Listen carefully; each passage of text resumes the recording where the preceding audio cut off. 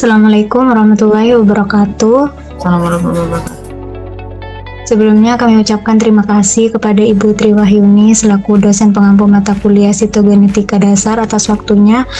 Di sini kami dari kelompok 5 ingin presentasikan hasil dari kerja kelompok kami dengan judul Cytogenetic and Fish Analysis of Multiple Myeloma Patient. Untuk anggota kelompoknya ada Eva Rosa Dwi Febrianti dengan akhir NIM 2, saya sendiri Wadalia Kamala dengan akhir NIM 33, RR Novia Nurfitria dengan akhir NIM 35, dan Aurena Cita Faliha dengan akhir NIM 51. Berikut untuk jurnal referensinya dengan judul Cytogenetic and Fish Analysis of 93 Multiple Myeloma Moroccan pasien. Slide.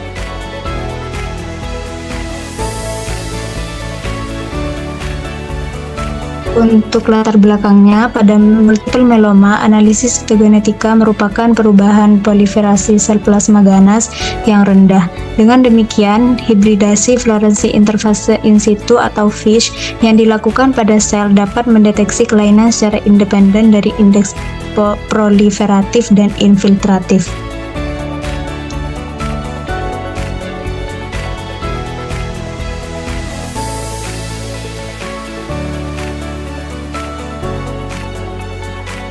Berikutnya ada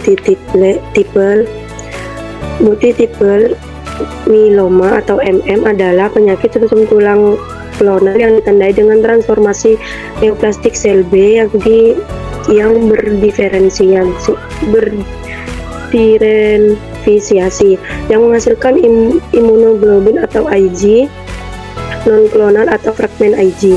MM mewakili sekitar 10% hingga 15% dari semua neoplasma hematopoietik. Ini adalah jenis kanker hematologi yang paling sering, kedua dengan frekuensi 1% dari semua kasus kanker. Kematian akibat kanker ini mewakili 2% dari semua kematian akibat kanker. Next. Berikutnya ada diagnosis.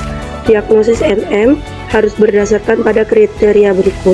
Sel plasma sumsum tulang klonal kurang lebih 10% atau plasmasitoma tulang atau ekstrameduler yang dibuktikan dengan biopsi. Dan satu atau lebih kejadian penentu myeloma berikut: hiperkalsemia, gagal ginjal, anemia lesi tulang. Next.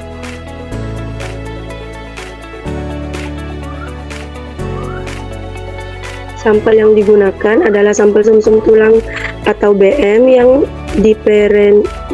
deparinisasi, dikumpulkan dari pasien Maroko yang didiagnosis dengan multiple myeloma atau MM yang menunjukkan sel plasma sumsum tulang klonal kurang lebih 10%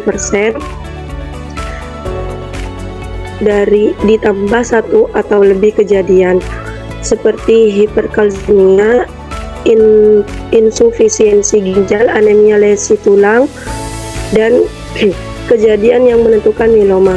Next.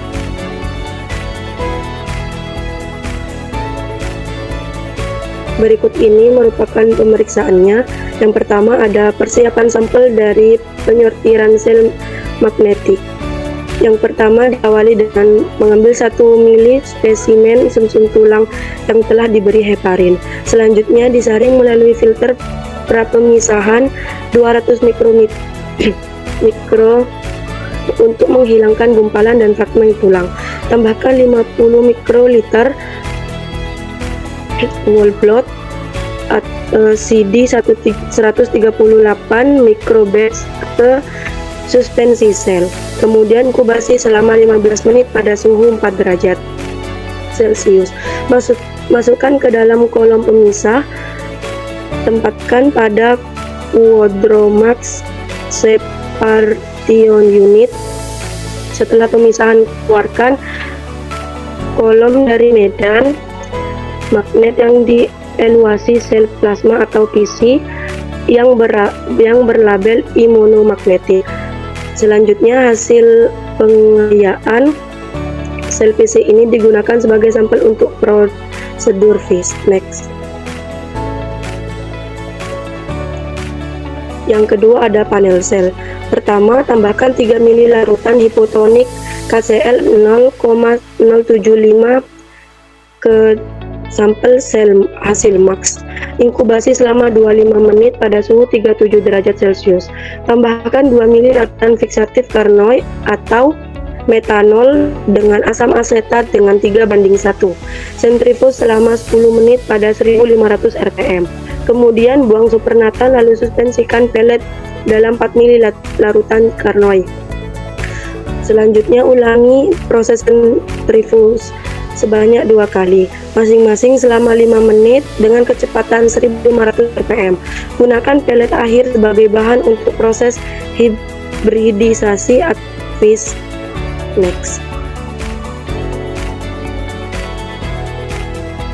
Kemudian ada hibridisasi fluoresensi in situ. Yang pertama, lakukan hibridisasi dengan probe FIS seperti yang berikut ini. Kemudian amati hasil hibridisasi dengan mikroskop fluoresensi objektif dengan perbesaran 100 kali dengan filter emisi tunggal dan ganda. Kemudian hasil FIS diinterpretasikan berdasarkan standar ISCN 2016. Next.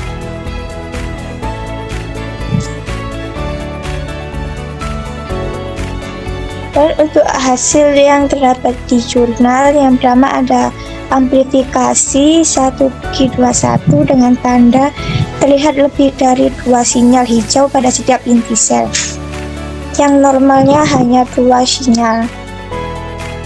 Makna ini terjadi amplifikasi atau penambahan salinan gen di lengan panjang kromosom 1 yang sering dikaitkan dengan prognosis buruk pada multiple myeloma karena meningkatkan proliferasi sel. Next. Yang kedua ada translokasi T414. Tanda ini terlihat 2 sinyal fusi atau kuning di samping sinyal merah dan hijau. Ini maknanya menunjukkan terjadi translokasi antara gen IGH di kromosom 14Q22 dengan FGFR3 di kromosom 4P16. Translokasi ini adalah abnormalitas primer dan memiliki prognosis sedang hingga buruk. Pentingnya untuk memilih terapi target seperti inhibitor FGFR3. Next. Dan yang kemudian ada delesi 17P13 atau TP53. Tanda yang terlihat hanya 1 sinyal merah, sedangkan sinyal hijau tetap ada. Maknanya menunjukkan adanya delesi atau kehilangan salah satu alel dari gen TP53 pada kromosom 17P13, di mana TP53 adalah gen penekan tumor dan kehilangan. Dengan ini sangat terkait dengan prognosis yang sangat buruk dan resistensi terhadap terapi.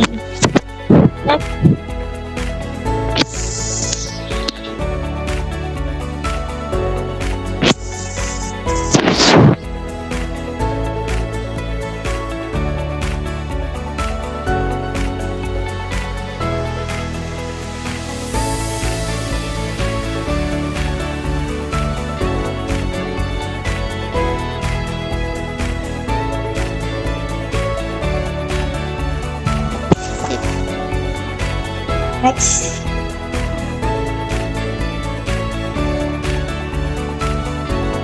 Dalam pemeriksaan ini bertujuan untuk mendeteksi kelainan genetik penting pada multiple myeloma secara sensitif dan spesifik, termasuk translokasi, amplifikasi, dan delesi, yang sangat berperan dalam menentukan prognosis dan strategi terapi pasien. Next.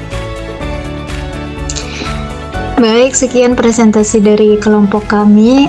Apabila ada pertanyaan dari teman-teman atau saran dari Ibu Tri, dipersilakan. Boleh lihat ini PPT-nya tadi? Dari, ya oke. Ini berarti FIS ya? yang fluorescence in situ hybridization. Terus kemudian ini untuk mendeteksi apakah ada mieloma multiple atau enggak, begitu kan ya? Oke, kalau dari hasilnya di situ lagi untuk naik lagi. Oke, hasilnya aja. Ini kan prosesnya ya, hasilnya berarti ada amplifikasi di gambar A itu terlihat kalau dari hasil fluorescence-nya itu ada yang warnanya paling terang itu ada hijau, ada kuning, ada merah. Di sini ada amplifikasi di kromosom nomor 1 di lengan Q di locus 21 ya. Kromosom nomor 1 Q21 itu bacanya gitu. Jadi kromosom nomor 1 di lengan Q, terus lokusnya adalah lokus 21. Maknanya itu berarti ada amplifikasi atau penambahan salinan gen. Terus kemudian berarti kalau amplifikasi berarti gennya itu dia tergandakan sendiri. Jadi banyak gen yang sama itu banyak, harusnya gennya misalnya 1 tapi dia karena amplifikasi maka akan beberapa gen di situ dan menyebabkan ekspresi gennya kan dia lebih banyak. Terus kemudian sehingga dia bisa meningkatkan proliferasi selnya. Terus kemudian yang B tadi, bawahnya tadi hasilnya ada translokasi. Kemarin kan kita sudah bahas bahwa translokasi itu ada perpindahan kromosom ya. Nah itu dari 4 ke 14 terlihat adanya sinyal fusi atau kuning di samping sinyal merah atau hijau di gambar yang B, menunjukkan adanya translokasi antara di gen IGH kromosom 14 dengan FGFR3 di kromosom 4. Berarti untuk gennya itu ke translokasi itu dia berpindah gennya dari kromosom 1 ke kromosom yang lain. Berikutnya yang C itu gambar apa? Kalau yang C terjadi delesi di kromosom nomor 17 lengan P di locus 13. Delesi itu berarti kehilangan. Nah, kehilangan di sini di kromosom 17 lengan P dan locus 13 ternyata itu adalah gen TP53. TP53 itu gen penekan tumor. Jadi kalau kehilangan gen ini maka dia nggak ada yang menekan adanya proliferasi sel sehingga tidak akan terjadi proliferasi sel secara terus menerus. Berikutnya, oke. Jadi ada kalau dari hasil FISH-nya dari jurnal yang kalian masukkan di sini ternyata ada kelainan, ada abrasi kromosom di kromosom nomor 1 yaitu berupa amplifikasi, terus kromosom nomor 4 sama 14 itu berupa translokasi sama berupa delesi di kromosom nomor 17 sehingga dia bisa menyebabkan multiple myeloma.